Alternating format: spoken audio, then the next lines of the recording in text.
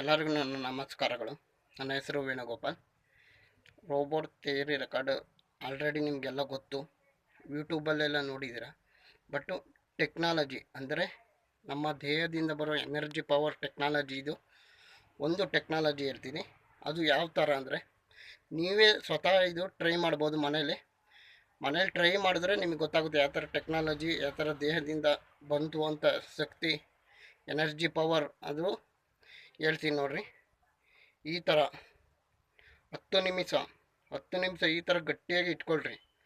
ಇಟ್ಕೊಂಡಾಗ ಅದು ನಾನು ಹೇಳಲ್ಲ, ನಿಮಗೆ ಅರ್ಥ ಆಗುತ್ತೆ ಯಾವ ಥರ ಎನರ್ಜಿ ಪವರ್ ಉತ್ಪತ್ತಿ ಆಗುತ್ತೆ, ಯಾವ ಥರ ಶಕ್ತಿ ನಮ್ಮ ದೇಹದಿಂದ ಬರುವ ಎನರ್ಜಿ ಪವರು ಶಕ್ತಿ ನಮಗೆ ಗೊತ್ತಿಲ್ಲದಾಗೆ ಬೇರೆ ಒಂದು ಶಕ್ತಿ ಆವರಿಸ್ಕೊಂಡ್ಬಿಡುತ್ತೆ ಒಳಗೆ. ಆ ಥರ ಎನರ್ಜಿ ಪವರ್ ಶಕ್ತಿ ಬರುತ್ತೆ.